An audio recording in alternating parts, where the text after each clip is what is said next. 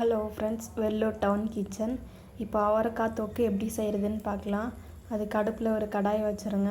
3 spoon எண்ணெய் ஊற்றிடுங்க. எண்ணெய் நல்லா ஹீட் ஆகட்டும். எண்ணெய் நல்லா ஹீட் ஆகிடுச்சு. இப்போ கொஞ்சமாக கடுகு போட்டுக்கோங்க. கடுகு பொரிக்கிட்டோம்.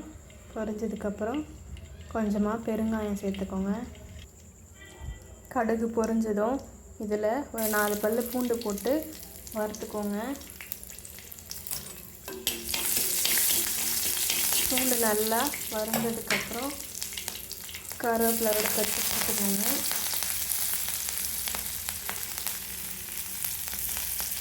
கருவேப்பிலையை நல்லா வதக்கிக்கோங்க. கருவேப்பிலை போடும்போது முழுசாக போடாமல் இந்த மாதிரி சின்ன சின்னதாக கட் பண்ணி போடுங்க. அப்போ தான் சாப்பிடுவாங்க, இல்லைன்னா விட்டு போட்டுருவாங்க.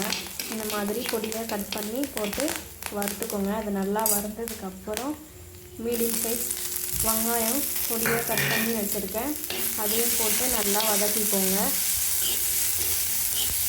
வெங்காயம் இந்த அளவுக்கு வதங்கினா போதும். இப்போது இது கூடவே நம்ம காய் சேர்த்து வதக்கிக்கலாம். அவரைக்காவை இந்த மாதிரி பொடிசாக கட் பண்ணி வச்சுருக்கேன், அதை நல்லா போட்டு வதக்கிக்கோங்க.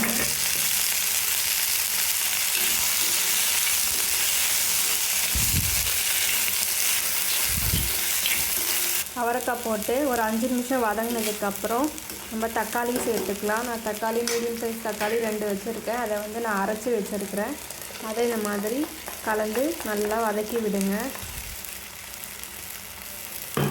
தக்காளி வதங்கும் போதே அதுக்கு தேவையான அளவுக்கு உப்பு போட்டுருங்க. அப்போ தான் சீக்கிரமாக வதங்கும்.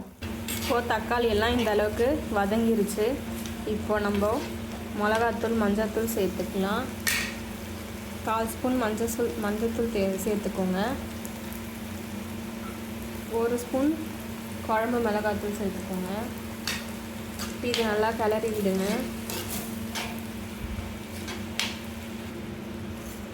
கொஞ்சமாக தண்ணி சேர்த்து வேக விடுங்க. காய் இந்த அளவுக்கு வெந்து வந்திருக்கு. இந்த மாதிரி தொக்கா வந்திருக்கு. இப்போ இது கூட நம்ம கடலைப்பருப்பு வறுத்து பொடி பண்ணி சேர்த்துக்கலாம். நான் வறுத்து வச்சுருக்கேன். இப்போ பொடி பண்ணி இதோட சேர்த்துக்கலாம். இப்போ பொடியாக வச்சுருக்கிற கடலைப்பருப்பு இதோட சேர்த்து நல்லா கலந்து விட்டுருங்க. இந்த மாதிரி நல்லா தொக்கா வரும். இப்போ இதை கடலைப்பருப்பு சேர்த்து நல்லா வதக்கி ஒரு 5 நிமிஷம் கலந்து விடுங்க. இதோட இப்போது நான் ஃப்ரைட் ரைஸ் மசாலா இருக்குது, அதை கொஞ்சமாக இதில் சேர்த்துக்கிறேன். இதில் உங்களுக்கு வேணும்னா சேர்த்துக்கோங்க, வேணான்னா விட்டுடுங்க. இதுவே போதும். நான் சும்மா ஒரு டேஸ்ட்டுக்காக இது கொஞ்சமாக சேர்த்துக்கிறேன். இதையும் சேர்ந்து நல்லா கலந்து விட்டுடுங்க. நல்லா தொக்காகி வரும். இப்போது இந்த அளவுக்கு எண்ணெய் பிரிஞ்சு வந்திருக்கு, தொக்காகி வந்திருக்கு. இப்போ ஸ்டவ் ஆஃப் பண்ணிவிடுங்க. இது கூட கொத்தமல்லியும் கருவேப்பிலையும் நறுக்கி போட்டுக்கோங்க. அவரைக்காய் தொக்கு ரெடி ஆயிடுச்சு. அவரைக்காய் தொக்கு ரெடி ஆயிடுச்சு.